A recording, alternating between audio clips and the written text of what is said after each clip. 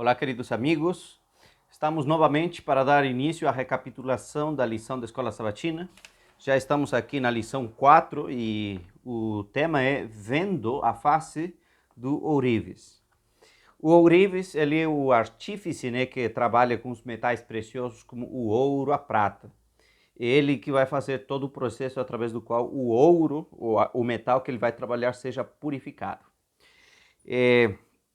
O texto central que eu vejo durante essa semana é aquilo que foi o verso para memorizar. Disse assim, e todos nós, com o rosto descoberto, contemplando a glória do Senhor, somos transformados de glória em glória na sua própria imagem, como pelo Senhor, que é o Espírito.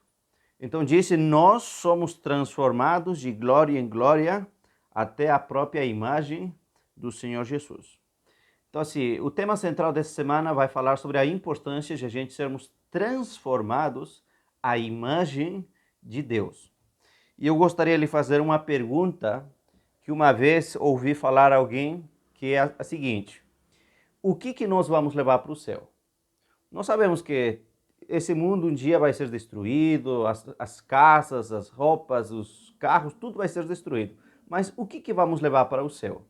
E eu lembro que desde criança, que eu nasci na igreja, praticamente, eu lembro as pessoas falando assim, a única coisa que vamos levar para o céu é o nosso caráter, tudo demais vai perecer.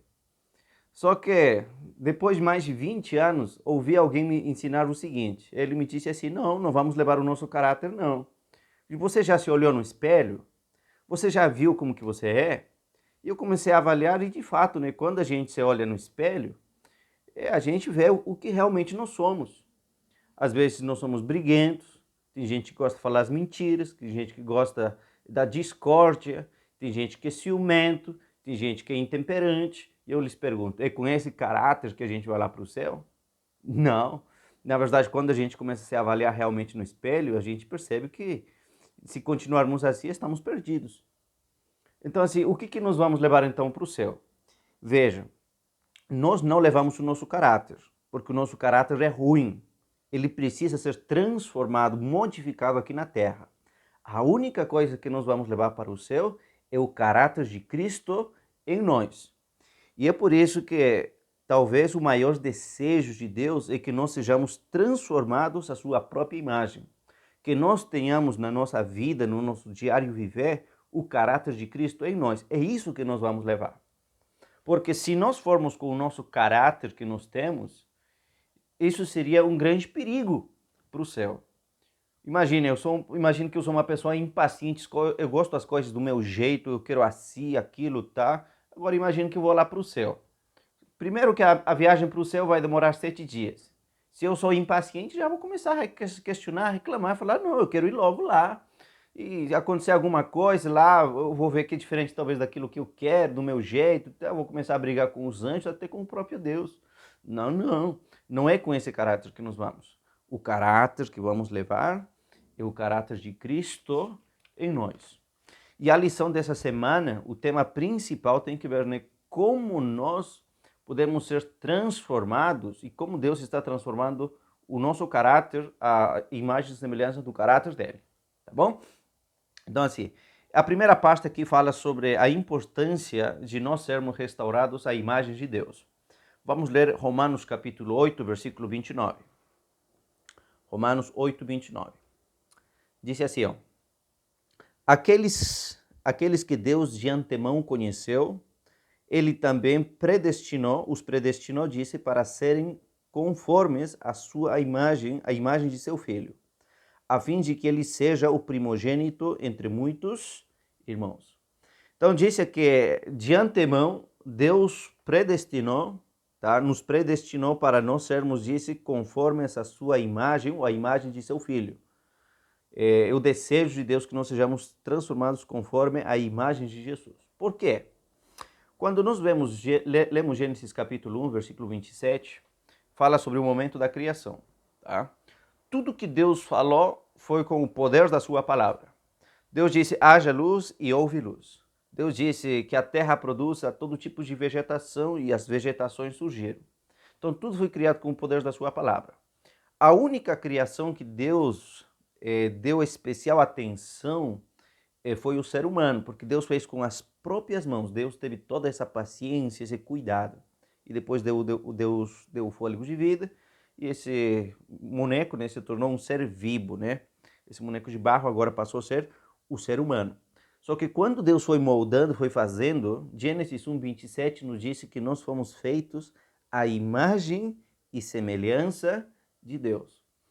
As plantas nem os animais foram feitas à imagem e semelhança de Deus. Somente nós, os seres humanos, temos essa imagem e essa semelhança. Tá? Agora, tem uma citação aqui do Espírito de Profecia que eu acho fantástico.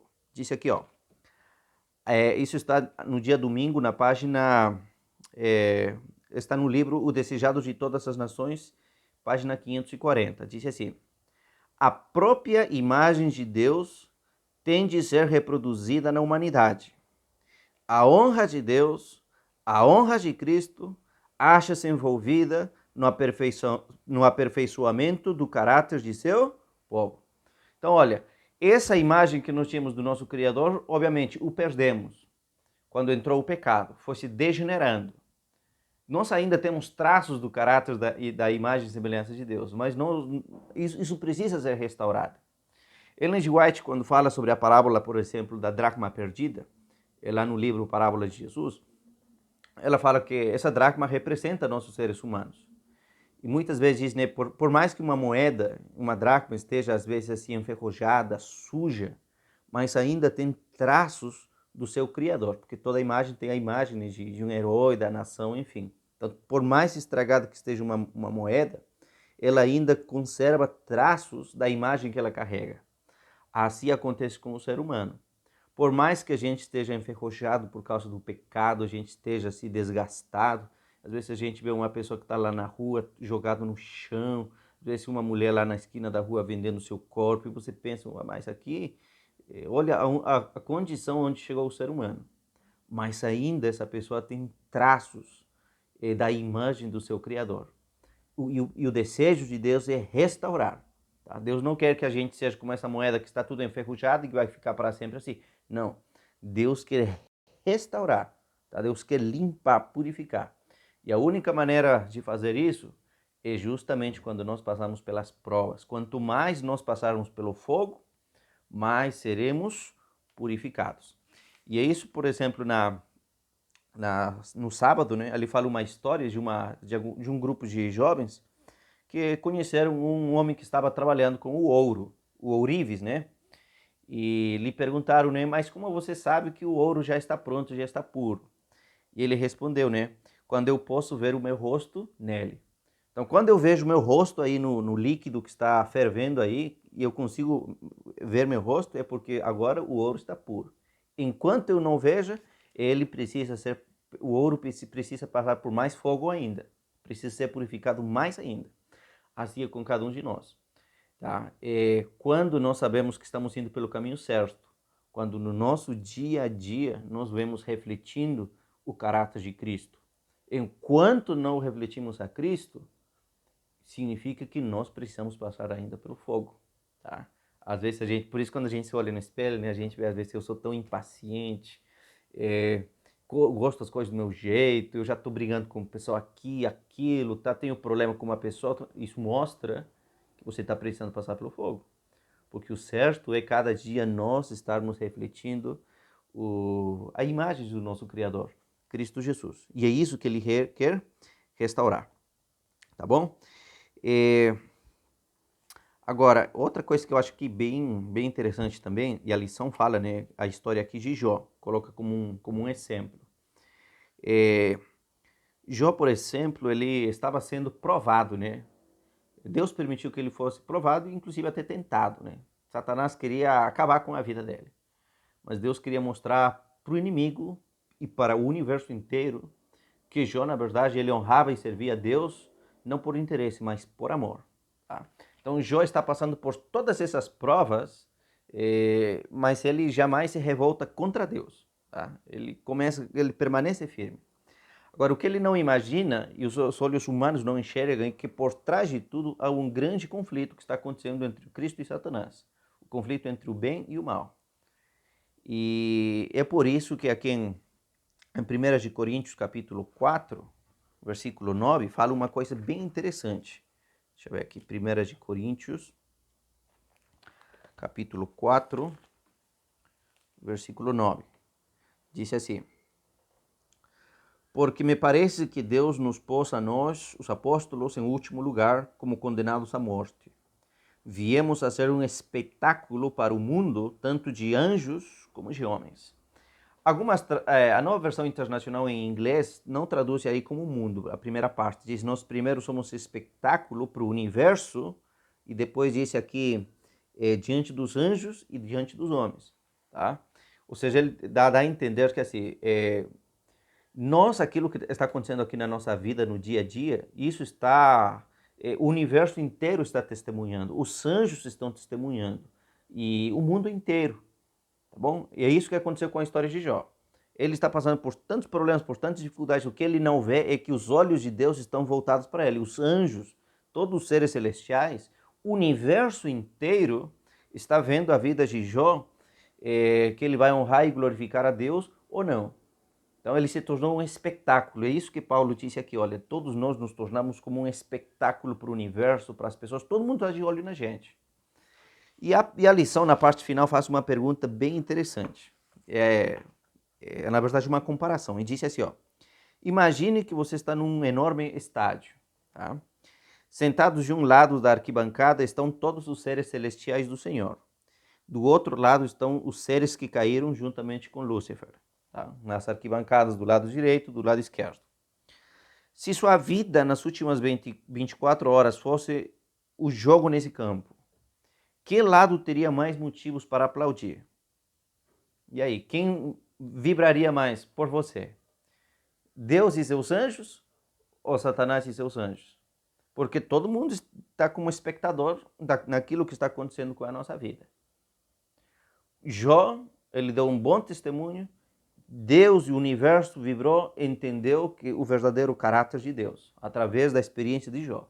E através da nossa experiência, nós estamos mostrando a Cristo, o nosso caráter do dia a dia revela a Cristo ou não? É uma coisa que a gente precisa pensar. Mas se nós vemos que talvez tem coisas que a gente precisa melhorar, trabalhar, é por isso que é necessário passar pelo fogo, tá bom? Agora, vamos falar um pouquinho também aqui, mais detalhes sobre Jó, porque a lição enfatiza um pouco sobre a vida dele, né?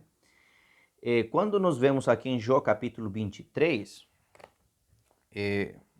desde o versículo 1, vemos o questionamento de Jó, que ele não entende por que as coisas estão acontecendo. Deixa eu ver aqui, Jó capítulo 23. Pronto. Porque Jó, ele está passando pela maior prova da sua experiência. Quando a gente vê, na verdade, o drama dele, em um dia ele perdeu tudo que possuía, não só os materiais, mas inclusive, né, seus filhos, perde seu casamento, perde seus amigos, perdeu tudo, até a sua saúde. E ele não entende por que as coisas acontecem. Na verdade, Jó vai questionar a Deus: Senhor, por quê? Por quê? Por que acontece isso? Por que eu estou sofrendo dessa maneira? Ai, Senhor, se você respondesse a angústia do meu coração, por quê? Eu não entendo. E Jó começa a questionar. Uma e outra vez ele questiona, pergunta a Deus: Senhor, por quê? Eu não entendo. Por quê? Por quê? Por quê? E a resposta de Deus é aparentemente um silêncio. Deus não lhe responde nada. Na verdade, em todo o livro de Jó, Deus não lhe mostrou o motivo pelo qual ele passou. No final, Deus vai restaurá-lo, mas Deus não lhe explica por quê. Mas Jó, mesmo estando nessas circunstâncias, ele faz uma das declarações mais lindas. Disse aqui, por exemplo, acho que é o versículo 10, Jó capítulo 23, o versículo 10, isso mesmo. Disse aqui, ó, mas ele conhece, falando de Deus, né? Mas Deus conhece o caminho por onde eu ando. Se me puser à prova, aparecerei como o ouro puro. Olha, então, Jó está dizendo, olha, eu não entendo por que está acontecendo as coisas. Pergunto uma e outra vez a Deus, ele guarda silêncio, ele não me diz nada. Mas se eu conheço, olha, eu conheço que Deus sabe, né, qual é o caminho por onde eu estou andando. Deus sabe, Deus está no controle. E se ele me puser à prova, aparecerei como o ouro puro. Ele diz, olha, se Deus está me provando, eu vou terminar como ouro puro. Porque ele não se revolta contra Deus, ao contrário, ele volta seu olhar para Deus, confia nele. Ele disse, olha, eu tenho certeza que eu vou aparecer como o ouro, eu vou me tornar como esse ouro puro. E de fato, ele já era um homem, né, reto, mas ele se torna mais puro ainda. Então, assim, quantas vezes a gente não precisa, né, passar também, igual que Jó, pelo fogo, para que a gente, na nossa vida, possamos refletir mais e mais o caráter de Deus, sejamos restaurados, né, como ao nível como Deus nos criou. E aí termina fazendo uma pergunta, né, em sua vida, como as provas o refinaram e o purificaram? De que outras formas é possível ser refinado? Essa foi a maneira através da qual Jó foi refinado, né, purificado. Mas para cada pessoa existe um processo diferente. As provas são diferentes, né? Mas com certeza há necessidade de que todos nós sejamos transformados. Agora, o próximo assunto da lição fala, né, sobre as últimas palavras de Jesus, tá? E vai se basear especialmente aqui no Evangelho de Mateus capítulo 25, já chegando no final do ministério de Jesus, quando Jesus vai por última vez a Jerusalém, né? Ele vê o templo, enfim, e Jesus vai contar ali basicamente duas histórias. No capítulo 25 de Mateus, ele fala sobre a parábola das 10 virgens, e depois ele vai contar também a parábola sobre as ovelhas e os cabritos. Tá? E essa história é bem interessante, né? Porque Mateus 24 fala sobre a condição do mundo antes da volta de Cristo. Como que vai estar o mundo, né? Guerras e tudo isso. Mas o capítulo 25 fala a condição da igreja, do povo de Deus, antes da volta de Cristo. E nós vemos aí na história, né? 10 virgens, que elas estão aguardando um noivo, e todas têm as suas lâmpadas, e todas têm azeite. A diferença é que as prudentes têm mais azeite e as nécias têm pouco. Tá? Essas virgens representam a igreja de Deus. Virgem por quê? Porque elas têm uma fé pura. A igreja de Deus tem uma fé pura, tem a doutrina certa, tem a verdade. Aqui não fala de outra igreja, aqui está falando da igreja de Deus que tem a fé pura.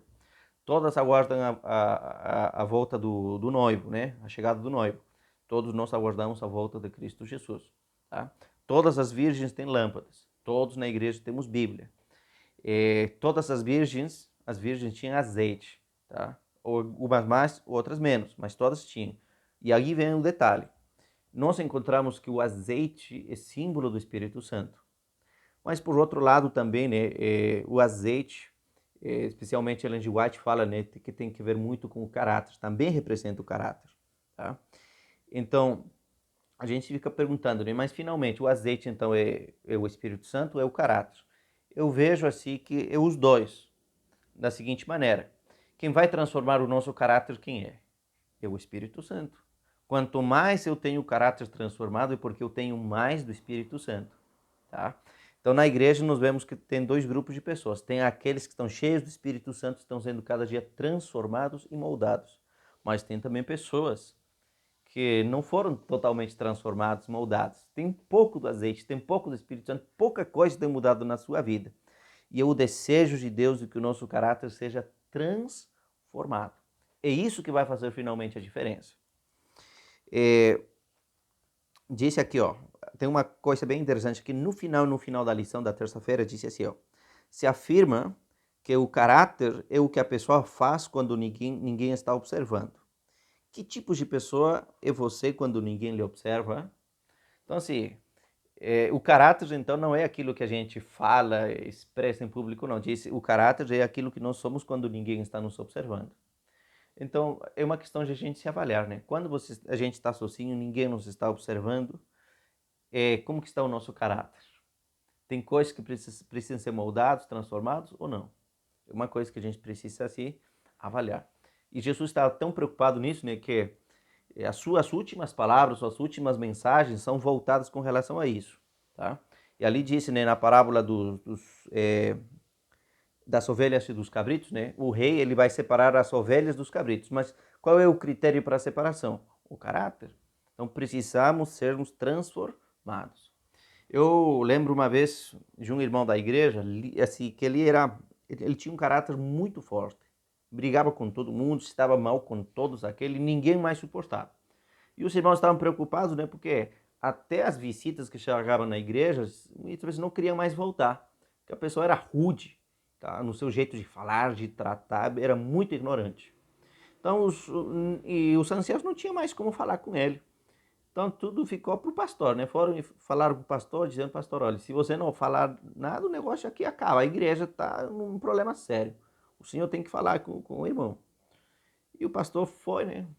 Se o pastor não vai, quem mais vai, né? Então o pastor teve que ir lá, falou com o irmão, oi irmão, tudo bem? Olha, ele tentou falar da melhor maneira, né? Olha, a gente está feliz com você, que você é uma pessoa assim, que aceitou a Jesus, mas irmão, tem uma coisa que o senhor precisa melhorar, a maneira como você trata as pessoas, o temperamento, o jeito assim não é o certo, você tem que trabalhar, tem que se esforçar, porque Jesus quer nos transformar, a gente está aqui se preparando para o céu e vamos ser transformados. E aquele irmão disse, não, eu estou feliz do jeito que eu sou. Se Jesus quiser me levar para o céu, ele vai me levar desse jeito, senão não. Olha a arrogância. Obviamente, Jesus não vai levá-lo dessa maneira, tá? Mas por isso que a gente precisa ser transformados, tá? Tem gente, às vezes, que parece que passou 20, 30 anos na igreja, mas parece que o seu coração continua do mesmo jeito. E não é assim, não. É a transformação em nós que Deus quer. Deus quer que essa impureza saia e que a gente reflita a sua imagem e a sua semelhança. Chegando aqui no final, fala sobre a experiência da igreja no tempo do fim. Aí fala sobre Daniel capítulo 12.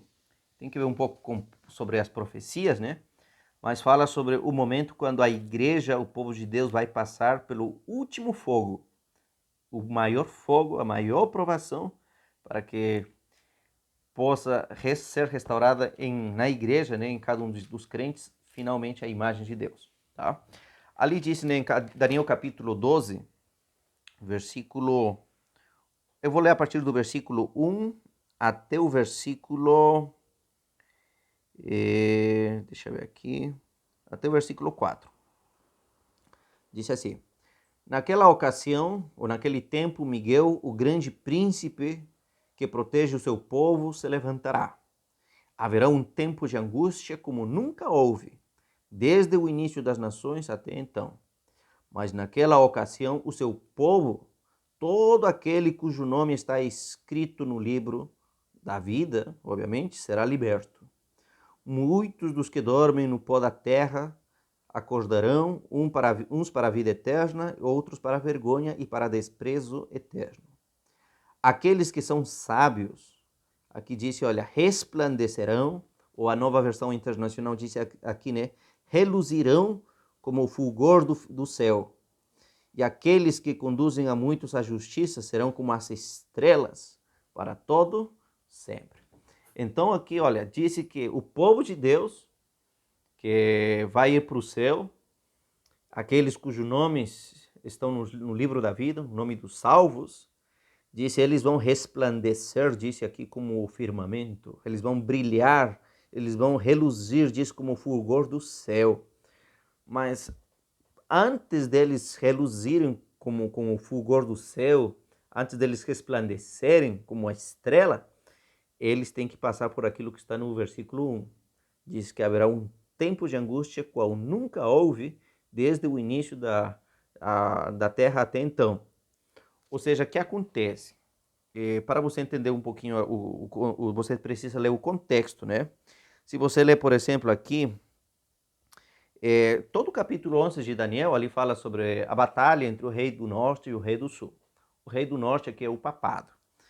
E no versículo 44, né, Daniel 11:44, disse, olha, mas informações provenientes do leste e do norte o deixarão alarmado. E irado partirá a destruir e a aniquilar muito povo. Disse, armará suas tendas entre os mares, no belo e santo monte. No entanto, ele chegará ao seu fim e ninguém o socorrerá. Então aqui está falando especialmente do momento quando o papado ele vai perseguir o povo de Deus.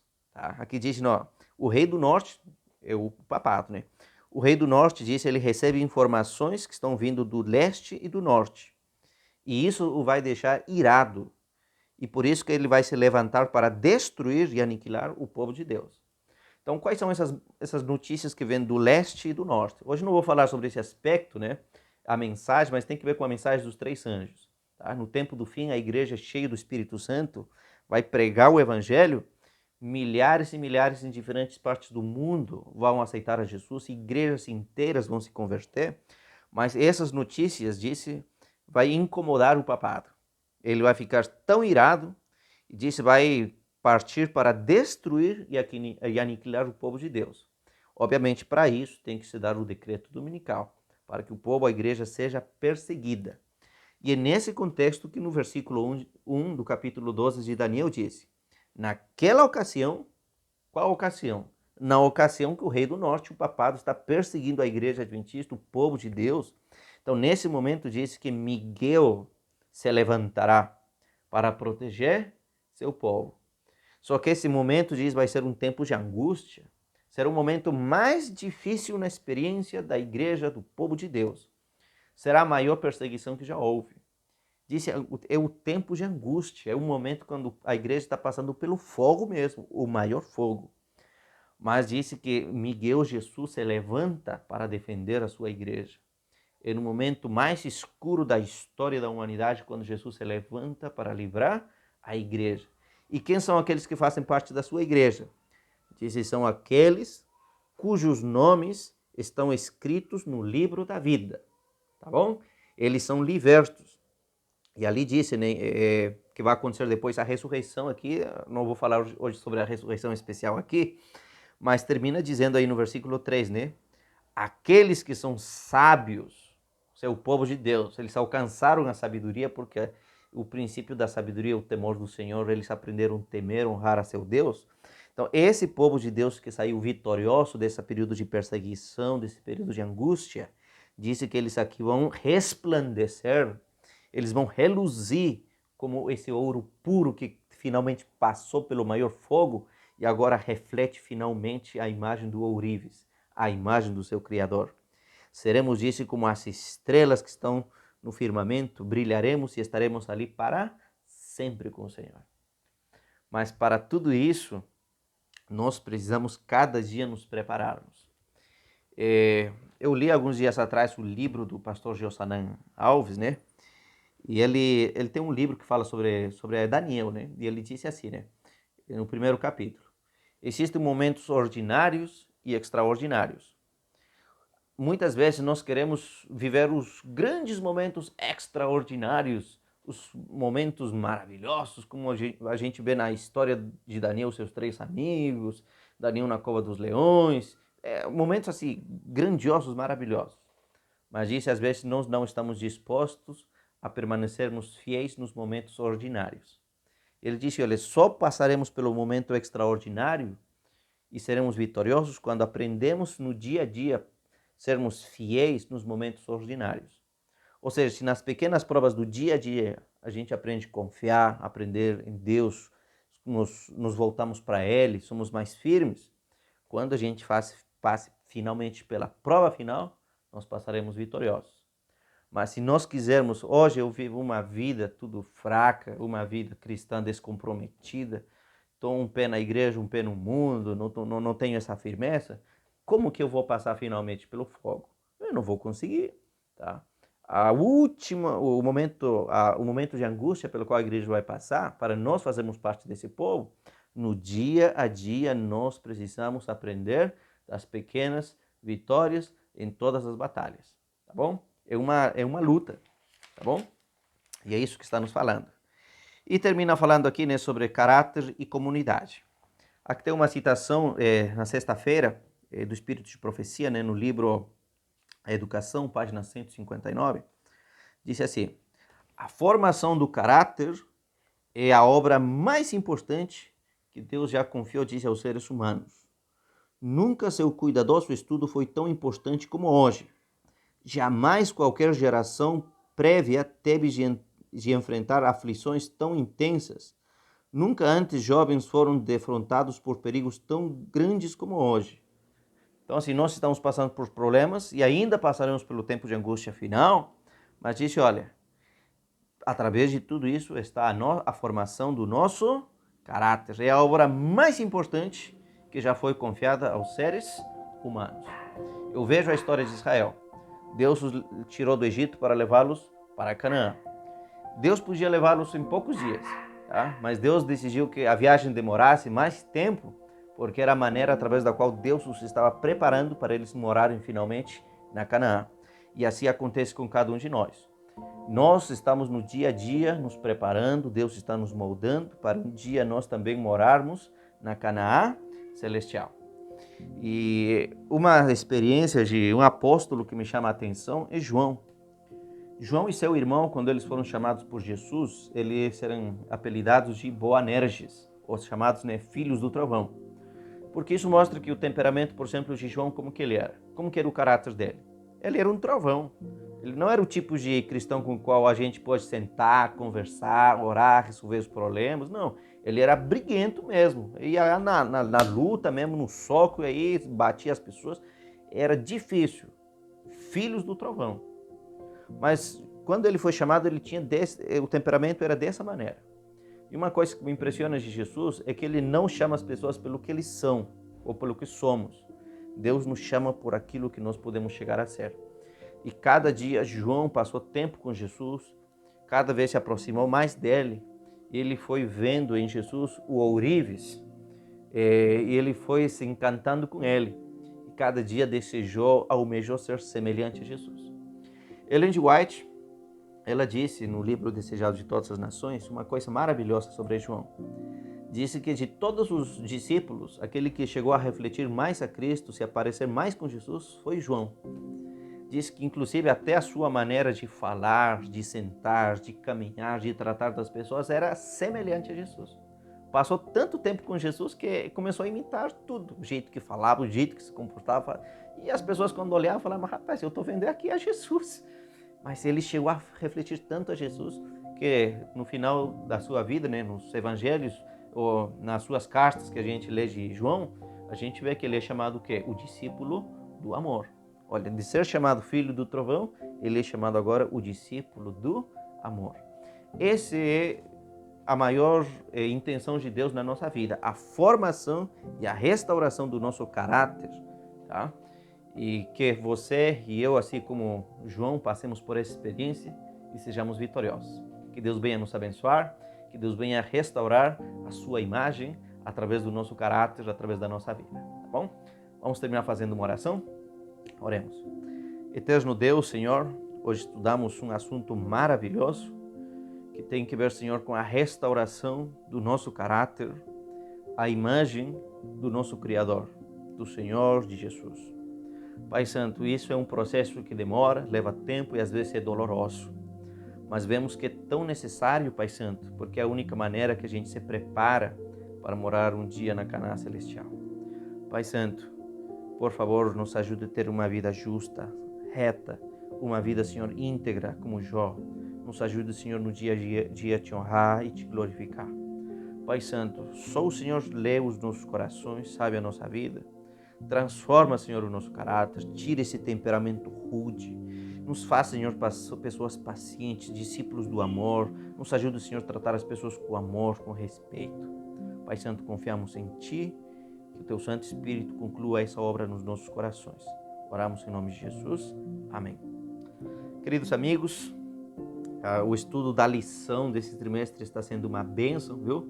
Que Deus venha lhe abençoar. O próximo tema que vamos estar estudando vai ser já a lição 5, né? Que fala o calor extremo. Então não perca, viu? Que Deus venha lhe abençoar. Até a próxima.